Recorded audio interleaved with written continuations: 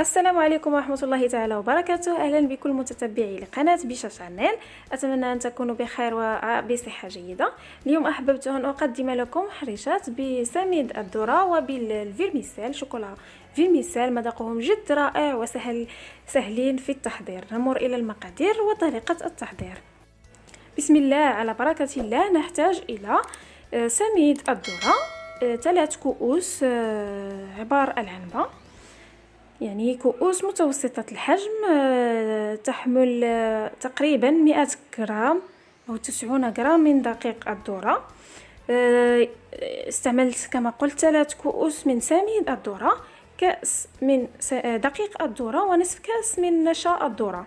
يمكن تعويضه بدقيق خالي من الجلوتين، كأس صغير من السكر، حبيبات، حبتان من البيض، كأس صغير خليط ما بين الزيت والزبدة، 2 أكياس من خميرة الحلويات بيكنج باودر بقياس 8 ملغرام، وكيس من سكر الفانيلا. ممكن تعوضه بقشر مبشور الليمون أو البرتقال. هنا سأخلط النواشف مكونات الجافة ما عدا سكر حبيبات. بالنسبة لبقية المقادير، عندي كأس متوسط الحجم من الحليب، تقريبا 140 أو 130 مليلتر. هنا استعملت بالخطأ كأس كبير من الحليب بقياس 250 مليلتر.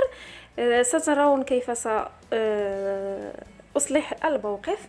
المهم على العموم سأخلط الكأس صغير من السكر مع حبتان من البيض والكيس الفانيلا مع بعضهم. سأقوم بإضافة قبصة ملح إلى خليط السكر والبيض.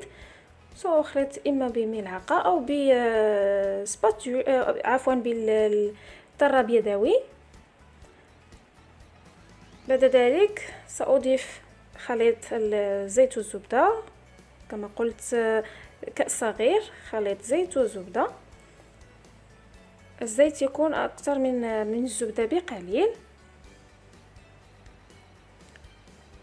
سأخلط جيدا حتى تنسجم البيض مع السكر، ثم أضيف خليط الزيت والزبدة وأستمر بالتحريك.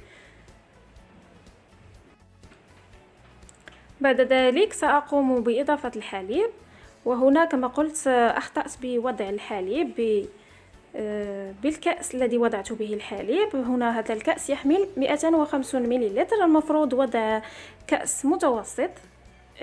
نستعمله بالمغرب نسميه كأس العنبة، يحمل تقريبا 150 أو 160 مليلتر. يعني المفروض وضع كمية الحليب تقريبا 150 مليلتر. ثم نقوم بعد ذلك بإضافة النواشف، يعني خليط سميد الذرة، دقيق الذرة ونشا الذرة.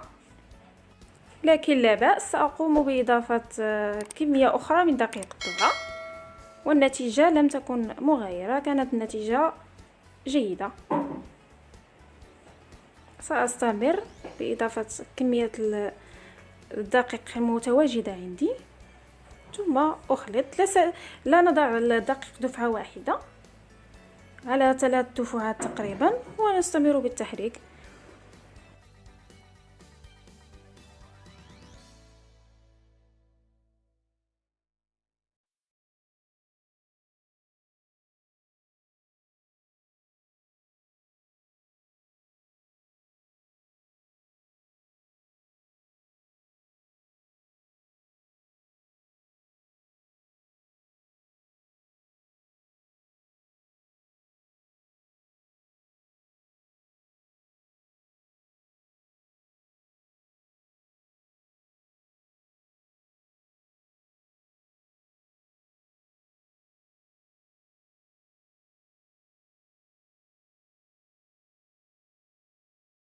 مكونات، سترون أن الخليط سيظل خفيف شيئا ما.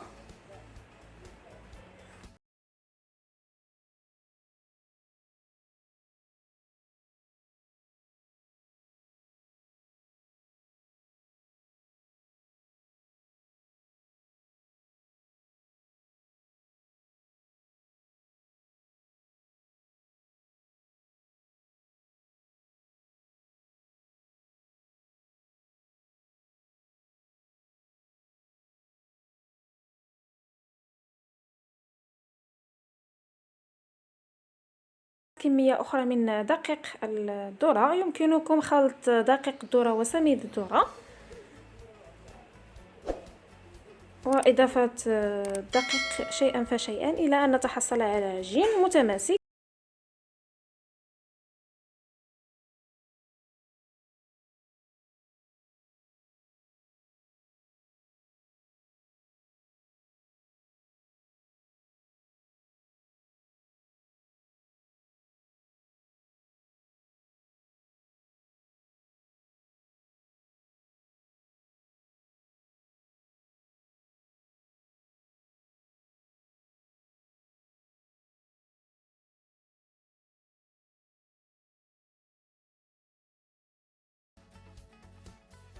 قوام الخليط يجب أن يكون على هذا الشكل. سنتركه فيما بعد يرتاح لمدة 15 دقيقة وسيصبح متماسك أكثر من هذا الشكل. سأقوم الآن بإضافة الشوكولا فيرميسيل. يمكن إضافة أو تعويضها بحبيبات شوكولاتة. الكمية ليست مهمة، هي كمية متوفرة عندكم.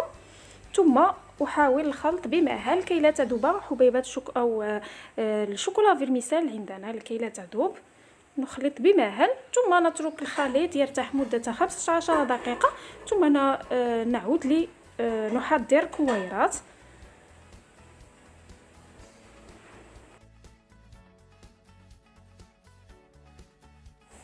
بعد مرور 15 دقيقة سأحضر هنا سميد الذرة وأستعين بالقليل من الزيت.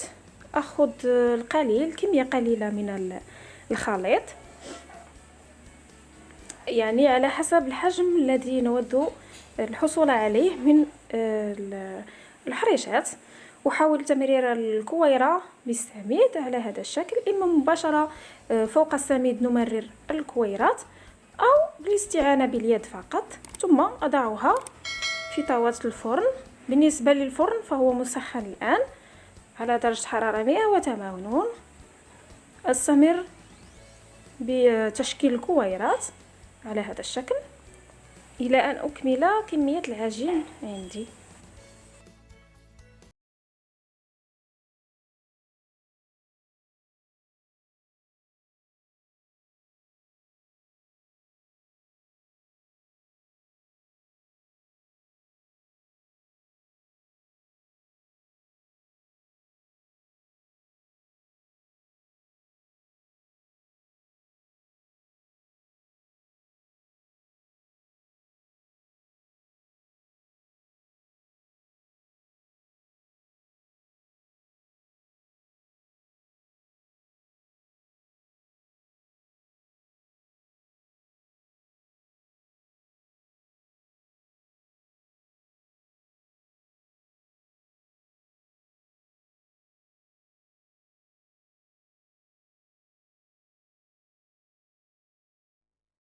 بعد أن أكملت الصينية امتلأت، يمكن تبسيط الكويرات قليلا إن كنتم تودون حريشات رقيقة، أو تركهم كما هم إن كنتم تودون الحصول على حريشات منفوخين.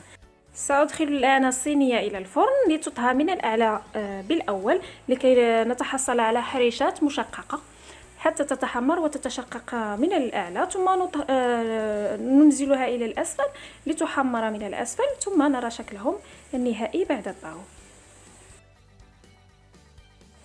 هذا هو شكل الحريشات بعد أن طهيت. شكلها جد رائع، محمرة ومشققة مثل الحريشات العادية بالمنظر. المذاق طبعا مختلف لأنه مذاق الذرة، ومذاق الذرة جد لذيذ ورائع. أتمنى أن تنال إعجابكم وأن تجربوها وتتناولوها بالصحة والعافية. إلى اللقاء.